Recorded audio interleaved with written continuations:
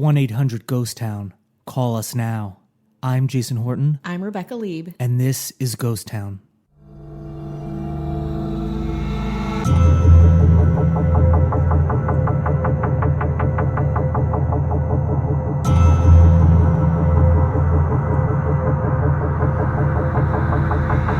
Don't you really want to know? Okay, I was wondering who the father of my baby was. All right, let's take a look. The Miss Cleo DNA test. I'm solely searching for the father of your baby. Oh, it's the one that's very unpleasant, okay? Okay. And he's also the one that had another girlfriend while he was sleeping with you. Yes, he did. Yep, that's him. That's the daddy. Okay. But you knew that. I wasn't sure.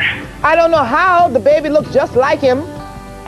Yes, he does. Yeah, so you were in denial because he has a funny little chin, doesn't he? Yes, he does. Yeah, and the baby have that same little chin. Oh my God. Ooh.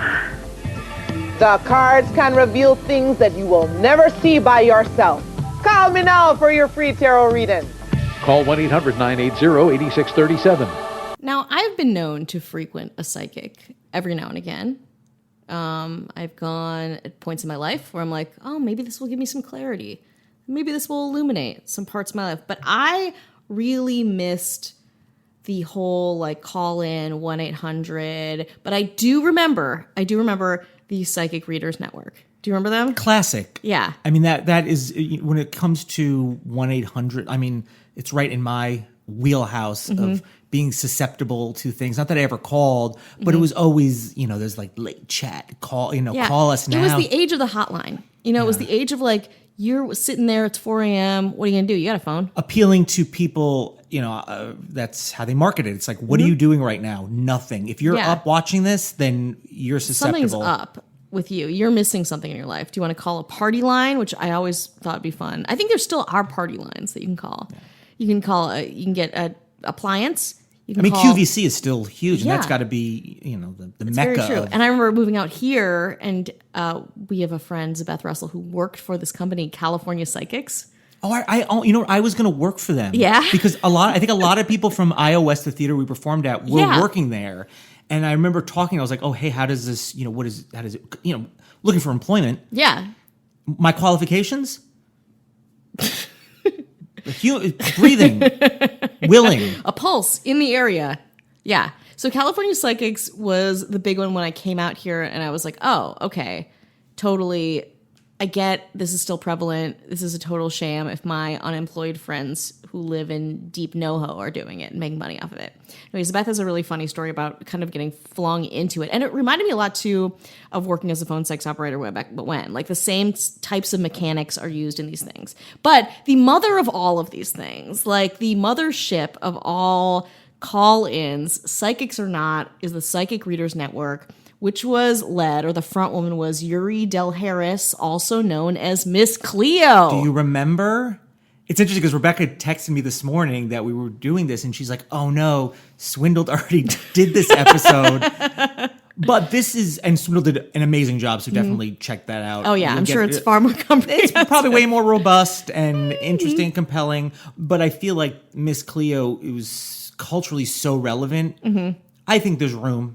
There's room for both of us. Yeah, absolutely. And it's our Halloween. We're in the Halloween drag right now. We want to give you a different side of things. This is certainly something we haven't explored very much, and still feels like it's a part of what we do. Our zeitgeist. But I'm going to listen. I'm going to binge the Swindled one after this and see if our facts line up, which they absolutely will. Of course they will. We are fact checking the shit out of this. Our fact checkers over there just crunching away. They're my little cat's little paws and her little tiny keyboard. She's getting it right. So trust us with everything, including your money. Patreon.com. Is that early? Is it too early? No, it's good. I think right now is good. Patreon.com/GhostTown? Nope. Patreon.com/GhostTownPod. You have people giving away money to probably something better. But you get bonus episodes. I'm so embarrassed. There'll be some more bonus Halloween stuff. I'm not going to tell you about it right now, but it will be up before Halloween is over, that we actually did today. Yes, we did. This is going to be chock full of Halloween content. There's going to be some weird cool stuff. Yeah. And we're to put some of it for Patreon only. And it helps us support the show. Like the thing we did today cost us a lot of money out of pocket. A lot out of pocket. I mean, we love it. We love spending money. We loved it. We love throwing money away. So if you want to help us out, patreon.com/GhostTownPod. Ghost Town Pod. Yeah. 1-800 Ghost Town Pod, baby. Oh my God. Anyway, so from 1997 to 2003, the Psychic Readers Network was a big thing. And it was really a big thing because it had this iconic front woman, Miss Cleo. And I didn't know much before I started researching this episode for Miss Cleo, about her. But oh my God, so much has happened. So Harris was born, Yuri Del Harris was born at Los Angeles County Hospital, all right? You heard that right. LA County, baby. No, she was not born anywhere in the Caribbean born in Jamaica or anything. Haiti or anything like that. No. She was born at LA County Hospital on August 12th, 1962 to a Catholic Caribbean family. So okay, Yeah. you give her that. But it was a middle-class family. She went to an all-girls boarding school. She got married in 1981 at 19 years old. Gave birth to a daughter, divorced at 21. She does things pretty quickly, too. Like, she's lived a lot of lives. Past lives, future lives, current lives, whatever. She had a second daughter in her late 20s.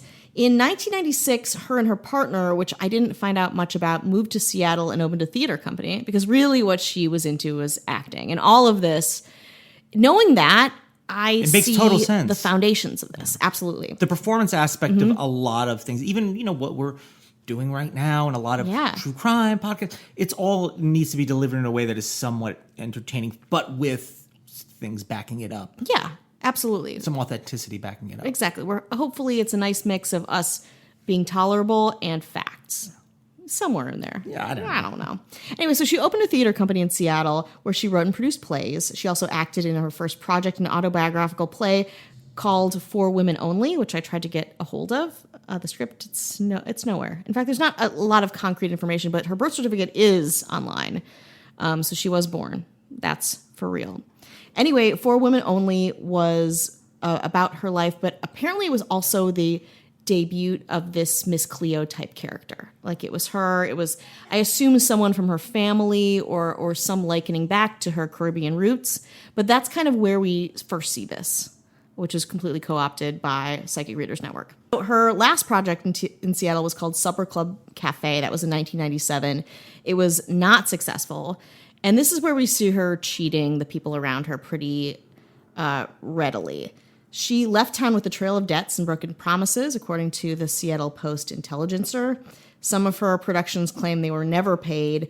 She told people that she had bone cancer and that she would pay them as soon as she got a hold of her medical costs, and she'd do it immediately. She also wrote everybody a personal note detailing how much she owed them, how much many of her debts went to them, and that she was going to pay it. She promised she would do that, and then she fled town to Los Angeles, back to her roots. You know? I mean, this was like the GoFundMe for back then. Exactly. What she did. It was just letter writing. Yeah. Which makes things, if you bothered to write a letter, because the internet was, up and running, it wasn't as robust as it is now. No, and you're in a theater company in Seattle, and you're like, oh, we're all in this together. I think we're all struggling artists. One of them has bone cancer, maybe. I don't know if she used. I'd love to hear the bone cancer. When people fake cancer, they go in deep. You have to. And it's, I want to know how and much. Who are you to say prove it? Yeah, no, you're not. You're a dick if you say prove it. Yeah. Just like if your guy you're dating's dog dies, what are you going to say? Prove it? Show me the body of the dog? Some people get close to doing that. Anyway, that's not from my personal experience at all. Anyway, moving on. So in the 1990s, she was in LA working for the Psychic Readers Network under the name Cleo. That's where that first came about. She appeared as a television infomercial psychic in which she claims she was a mystical shaman from Jamaica. Now, I don't know what came first. It's like a chicken or egg thing. I wonder if she she was called to audition to be in the commercial and then started working for the service, if she ever worked for the service, because I can see both happening, honestly.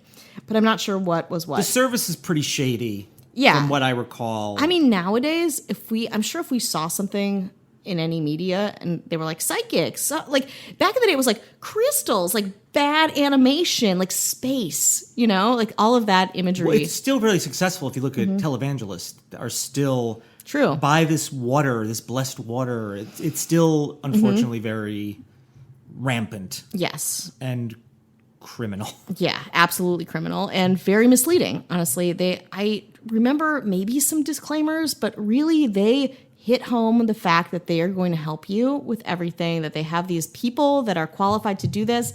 And part of it is that they also are like, we're going to give you X amount for free. And then they charge you after that. Or like that was a big thing about Psychic Readers Network, which we'll get to. So remember, Miss Cleo is from California. Her employer's website blatantly lied. So Psychic Readers Network spun this whole tale about her being from Trelawney, Jamaica, growing up there, being part of a many line of mystics. So already that's really egregiously misleading, illegal, I would say. Not misleading. That's like the best case scenario. Psychic Readers Network is said to have coined the title and identity of Miss Cleo, and the persona was used in email lists, ads, to hook you into buying these fake psychic services. Sorry, not fake. Who knows? Definitely fake. Charges of deceptive advertising and fraud from the Psychic Readers Network began to surface, many of which were that Miss Cleo didn't answer the phone. A lot of the time she'd be like, I will personally take your call. But instead they would have associates, whatever, take her call, be like, It could have been you or I if we were in the right. Yeah, I mean, a couple steps, a couple credit checks away from both of us working for this site. Absolutely. The actors were reading from scripts, and there were some calls that were promoted as free, like I said, that became not free, or they got billed after the fact. It was also timed where it was like you get the first 3 minutes free, but by the time they got them, critical information or whatever, and then by the time that happened, you're in the billable part. And that is just like being a phone sex operator, where you get a certain amount of time for free. Right, so that's what you there's a lot of parallels in, at least with phone sex. You're getting you're getting a service. You're getting it right then. But I guess it's not that far off also, because you're getting peace of mind through calling this. I will say that, even before we read it, so I don't seem like a complete dud, if people do any of these things and they gain a benefit for them and it makes them feel better, I mean, depending on the case, it's like, okay, well then what harm is it? They are getting the value that they... Yes. If I take a multivitamin, which I love vitamins, and we can get into a long argument, who knows what it's actually doing? Yeah. But if I take it and it makes me feel better, and some company's markup is whatever, that's for me to rectify. And exactly. Who are we to argue that? Exactly. And I think similarly with psychic services, I think if it makes you feel good, amazing. It's done its job. Unless your phone bill's $8,000, and maybe you might not. High price to pay for feeling good. But I also do you believe in psychics? I'm a huge skeptic when it comes to it, but I do feel like there's people that probably can feel and sense things better than other people can feel and sense things. Yeah. For whatever reason, I think there's just people that are just better at it, or more energetically aware, intuitive. Like there's people that have seen me and they're just like, "Oh, are you sad?" And I think I'm putting on the biggest poker face, and I'm like, "Wow, how did you know?" And there's other people that are just like, "Hey, what's up, dude? You ready to party?" I do believe there is something to that, but who am I to say? Yeah. And I think there have been a lot of times where a psychic has said something that really, I was like, how did you know that? Like, holy shit, what? But as many, if not more times, where they said something and you're like, no, that doesn't really resonate with me either. So, who knows? There's something with January, February. January Jones? March. Am I March. January Jones? I see April, May, June, July, August, September, October, November, You December. got, oh my God, you said and then she said October, and I was like, are you kidding me? Yeah. Yeah, exactly. But I love the idea of something we don't know, or some kind of energetic communication that we don't know. That being said, Psychic Readers Network is not that. Miss Cleo is not that. In fact, in 2001, Access Resource Services, which is the main company, was doing business, and they had lawsuits coming in from Arkansas, Illinois, Indiana, Kansas, Missouri, New York, Oklahoma, Pennsylvania, Wisconsin, Florida, and the Federal Communications Commission. They were getting into it. Tons of violations. Party's over, baby. Yeah. Psychic Wolves of Wall Street. Yeah. Tons of fraud. Exactly. In 2002, the Federal Trade Commission charged the company's owners and Harris's promoters. There's our helicopter. It's like clockwork now. I knew it was coming. What? Here's my money. He knew.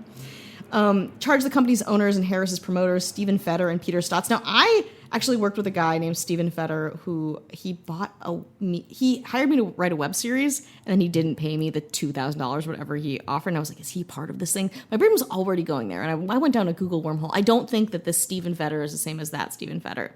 But hey, if it were, that would make this podcast very exciting. Yeah.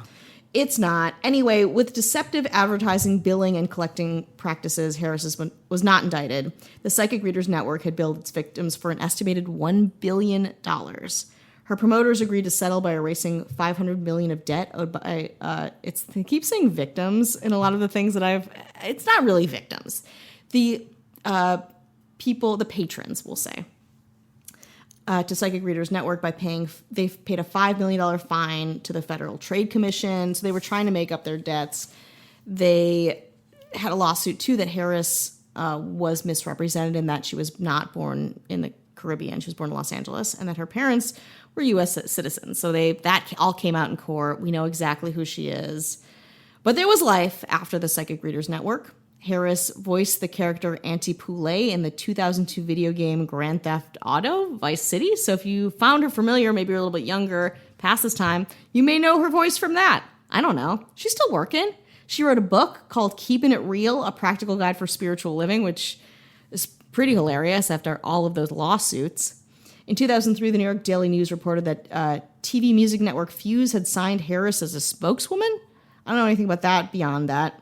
In early 2005, Harris was reportedly appearing on television as Miss Cleo in advertisements used for a car dealership in Florida. She's still making it work. In 2006, she came out as a lesbian, another turn of events. In 2014, using the name Cleo Millie Harris, she spoke about her experiences at the Psychic Readers Network in a documentary titled Hotline, which focused on telephone relationships between strangers. I checked out this trailer. I couldn't get the full movie, but it seemed very dated. Even for 2014, to be honest. I was like, was this made in 2001 or something? Still talking about this? Hello, Budge. The internet, is here. So why? In 2015, Harris came back to her classic role as Miss Cleo in a series of advertisements for French Toast Crunch, which is probably my favorite and probably a great little icing on the cake for this. The Psychic Readers Network fought back, saying that it owned the character of Miss Cleo, and the advertisements got cut from the air. Unfortunately, Harris developed colon cancer, which eventually spread. She died following a long illness on July 26, 2016, at age 53. I want to thank Seattle PI, TMZ, The Smoking Gun, The Washington Post for all of this info. And I can't see the future. But I do want to say right now, I'd love for us to end this with the French Toast Crunch commercial with Miss Cleo. Go on, babies. Miss Cleo is back. Now, do you have silverware, sweet pea? Oh my gosh, I do. I sent you up something other than a knife and a fork. I have a spoon. How did you know? Now I have a vision that you are going to take that spoon and scoop up a bite of French Toast Crunch. All cinnamony and maple syrupy. I can't believe you see all that. French Toast Crunch is back and I predict you'll love it. Eat it now.